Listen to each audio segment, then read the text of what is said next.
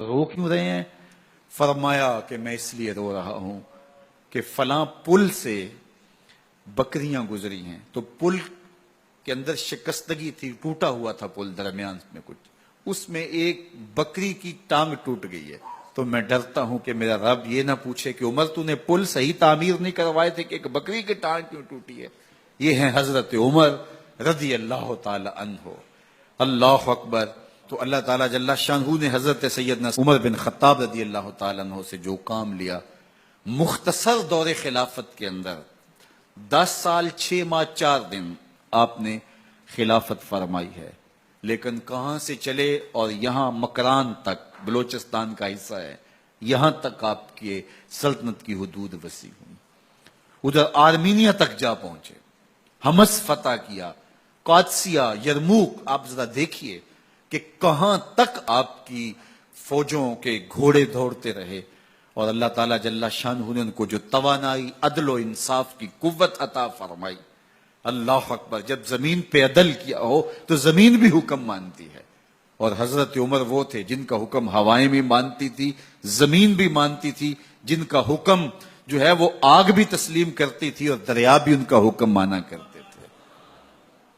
मिस्र के अंदर ये रस्में बद जारी थी कि साल के बाद एक दो शीजा को जेवरात पहना के अच्छे लिबास में मलबूस करके दरिया की भीड़ चढ़ाया जाता, उसकी कुर्बानी दी जाती, उसका खून बहता तो दरिया चलता। जब मुसलमानों ने मिस्र फतह किया तो गवर्नर ने लिखा कि इस्लाम तो इस तरह की रसूम की इजाजत नहीं देता, लेकिन खुश्क साली है, लोगों की फसलें वीरान पड़ी हैं, तो हजरत क्या किया जाए।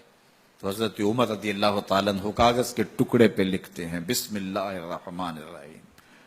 मिस्र के नील की जानब उमर का खत लिखते हैं, ऐ नील, अगर तू अल्लाह के हुक्म से चला करता है तो चल, वरना हमें तेरे चलने की कोई हाजत नहीं है। और कासिद को कहा, ये खत ले जाओ और जाके दरियाए नील में फेंक दो। कासिद जाके खत दरियाए नील में फेंक देता है, पानी आता है, ऐसा दरियाए नील चला, 14 सदियां हुई हैं, आज तक कभी बंद ही नहीं हुआ। दरिया हुक्म मानते, आग निकलती है। लोग हजरत उमर रज़ी अल्लाह ताला अन्हो के पास आए, हजरत लावा फूटा है, आग निकल रही है और मदीने की तरफ बढ़ रही है, अब क्या किया जाए। फायर ब्रिगेड तो जमाने में थी नहीं। उमर ने अपनी कमीज उतारी, जिस कमीज पे 17 पैबंद लगे हुए थे चमड़े के, कहा ये कमीज ले जाओ, जिधर आग बढ़ रही है आगे ढालना, आग पीछे भाग जाएगी। जलजला आता है तो जमीन पे दुर्रा मारते हैं, जमीन रुक जा, क्या उमर ने तेरी छाती पे अदल नहीं किया है। तो ये उमर है रज़ी अल्लाह ताला अन्हो कि जिनके इंसाफ की वजह से, जिनके अदल की वजह से अल्लाह ताला की रहमत और उसकी बरक़ात का नज़ूल होता था, और अल्लाह ताला ने मुसलमानों को वो आबरूमंद हुकूमत दी। कायनात की तारीख के अंदर ऐसी हुकूमत आपने नहीं देखी होगी जो हजरत उमर ने हुकूमत की है। अल्लाह अकबर। फरमाया, फुरात के किनारे पे एक कुत्ता भी प्यासा मर गया तो इसका हिसाब भी उमर से होगा। बाहर से सफीर आता है और आके पूछता है कि मैं अमीरुल मोमिनीन के, मुसलमानों के हुक्मरान के महल में जाना है, तो वो मुस्कुरा के कहते हैं, हमारे अमीर का तो कोई महल नहीं है। कहा, कहाँ है तुम्हारा अमीर?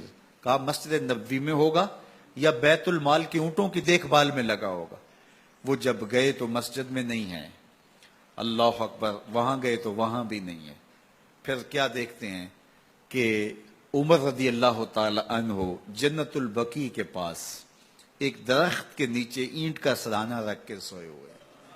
तो उसने कहा, उमर तूने अदल किया है, तुझे कच्ची ईंट पे भी नींद आ गई।